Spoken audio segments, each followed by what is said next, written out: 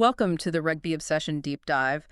I am just so incredibly pumped for today's topic. It is frankly just great news for New Zealand rugby. Oh, it really is a massive update. Yeah, exactly. But before we get into the breakdown, if you want to ensure you never miss an analysis and, stay ahead of the curve on the road to the 2027 Rugby World Cup, hit that subscribe button right now for Rugby Obsession. Definitely. It's the most reliable way to make sure these tactical deep dives land right in your feed every single week. For sure. So today we are looking at a recent Planet Rugby article about the return of a 32-year-old All Blacks powerhouse, Shannon Frizell. Right. Coming back from Japan. Yeah, back to New Zealand rugby.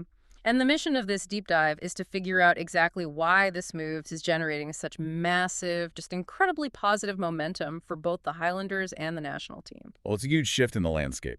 Okay, let's unpack this. It's kind of like a veteran action star coming back for one last blockbuster franchise movie, I mean, he's 32, he's been absolutely dominating overseas, and now he's hungry to reclaim his spot on the biggest stage. She really is.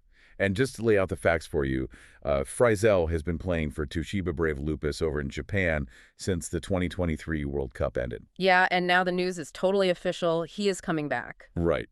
He's actually re-signed with Tasman, so he is eligible for the 2026 NPC campaign. Oh, wow. Going right back into the provincial grassroots stuff first. Exactly. And then he's locked in with the Highlanders for the 2027 Super Rugby Pacific season. Which is just huge for them. I mean, he's sitting on 33 test caps right now, having made his debut back in 2018. What's fascinating here is how that overseas experience often just, matures a player. When he debuted in 2018, he sort of struggled to make a constant impact. Yeah, he was floating in and out of the squad for years, really. Exactly. But eventually, under Ian Foster, he really found his feet. He became so critical to that 2023 World Cup final run.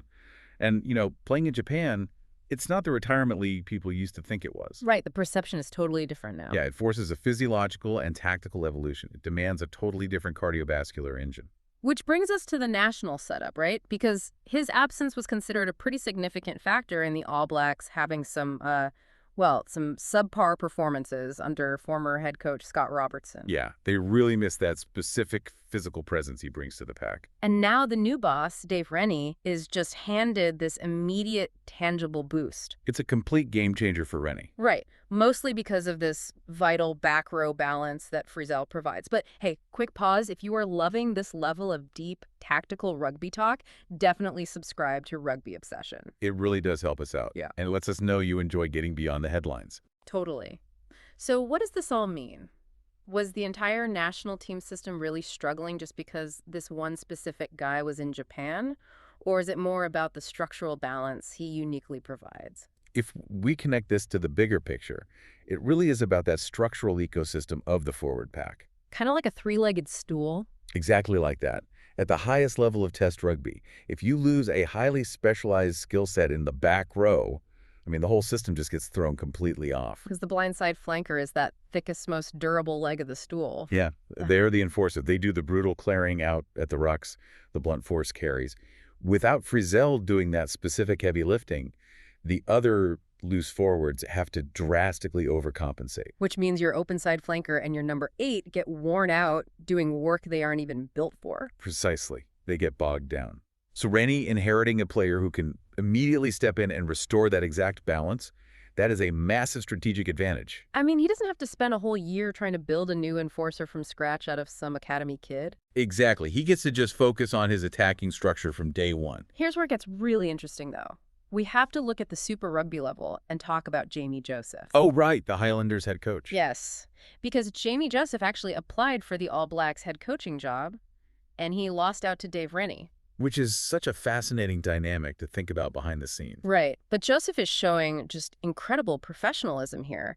The source article notes he even went to Japan to watch Frizell play firsthand, and he says Frizell's rugby speaks for itself. Because he's been dominating Japan exactly like he did in Super Rugby. Exactly. And Joseph pointed out that, big squads need depth. He explicitly states that Frizell's motivation creates stiff opposition within the team. This raises an important question about how internal competition actually drives excellence at that level. Because nobody's job is safe when a guy like that walks into the building. Exactly. When you have a hungry 32-year-old veteran returning, It forces literally every other back rower in that Highlanders squad to elevate their game. Yeah, imagine being a 20-year-old academy prospect and suddenly you're doing tackling drills against a World Cup finalist. Right. It lifts the baseline performance of the entire organization. Joseph is basically developing this prime weapon that feeds right into the national system of the guy who beat him for the top job. It just shows an amazing, positive rugby culture. It benefits the Highlanders, but it also benefits New Zealand rugby as a whole. It really does. It's the perfect ecosystem functioning exactly how it should. Totally. So we want to hear from you. Looking at all this, do you think Frizell will immediately reclaim his starting jersey for the All Blacks, or will that stiff opposition keep him on his toes? Drop your comments and let us know your opinions. I can't wait to see what people think. But I will leave you with this final thought to ponder. Considering Frizell is returning highly motivated and facing immense competition to wear black again under a new coach, could this 2027 version of Frizell actually be more dangerous and impactful than the one we saw in the 2023 final? Oh, wow. Now that is a terrifying prospect for any opposing team.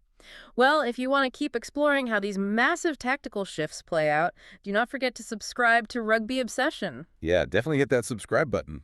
Thank you for listening to the Rugby Obsession Deep Dive, and we'll look forward to you listening to our next episode.